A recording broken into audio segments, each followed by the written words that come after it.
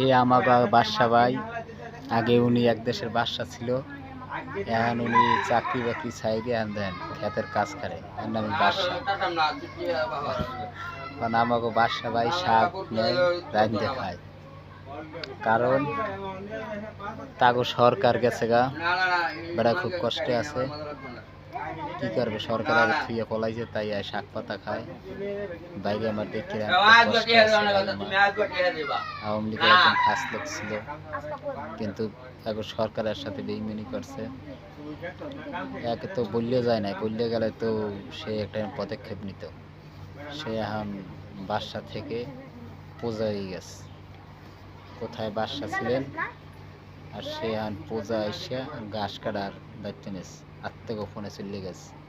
কিছু করার নাই রে ভাই, মানুষ নৌকায় দৌড়িয়ে পালাই যায়, এর ফলে গেলে ধরা পড়ে, তাই উনি ঘাস কাটতে উনি ধরা পড়বে না।